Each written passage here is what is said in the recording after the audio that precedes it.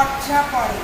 তা আমি ঘরোয়া পদ্ধতিতে নিয়েছি এই একটা হ্যান্ড ব্রাশ, আর এই হচ্ছে আমার ঘষা। এটা আমি যেটা আমরা গায়ে ঘষি।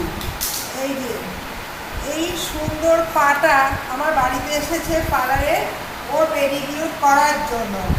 আমার বাড়িতে ছোটোখাটো অনেক আছে পার্লারে আসে, তাই দেখো ও বলেছে দেখো আমার পাটা কি অবস্থা হয়েছে, একটুখানি করে দাও। মানে এই জায়গাটা ওর একটু স্পট পড়ে গেছে। এই মিষ্টি পাটাকে কি কালো স্পট দেওয়া যায়? আমি বলি যখনই তো মনে হবে আমার কাছে চলে আসবে। দেখো এবার আমি মুছে তোমাদের দেখিয়ে দিচ্ছি। ঘরোয়া পদ্ধতিতে আমি পায়ে পেডিকিউর করে দিলাম। দেখো এই সব পদ্ধতিতে বেশি দিন রাখা যাবে না, ওর তো পাটা পুরো কালো কালো স্পট হয়ে গেছে। এখন বুঝতেই পারছো সবাই ব্যস্ত জীবন, রং তো আর ধরে রাখা যায় না, তাই এসেছে আমার একটু পেডিকিউর করে দাও। দিয়েছি, আর এর মধ্যে দিয়েছি কী কী কথা মানে আবার বলে দিচ্ছি। এর মধ্যে তোমরা উষ্ণ গরম জল নেবে, যতটা তোমরা সহ্য করতে পারো সেই গরম জল নেবে।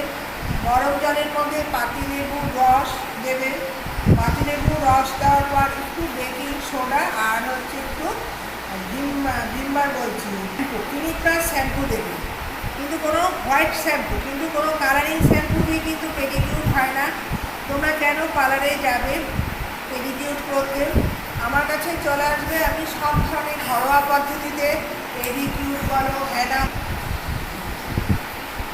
দেখো সুন্দর পাটি আগে যে ঘরে বসে তাকে হোমমেড পদ্ধতিতে আমি পেডিকিউর করে দিয়েছি। এটা তোমরাও বাড়িতে মাঝে মাঝে যখন দেখবে স্কিনে কোনো দাগ পড়ে যাচ্ছে, তোমরা নিজেরাই বাড়িতে বসে বসে করে নিতে পারবে, কিছু না, মিনিট আর 15 মিনিট টাইম দিলেই তোমরা। এই যে তারপর শীতকালে দেখো পায়ে ফাটা ধরে, এই পায়ের ফাটাও জন্য তোমরা আগে পেডিকিউর করে নিয়ে একটু অয়েল ম্যাসাজ করে নিয়ে মুছে তারপর মোজা পরে রাখবে।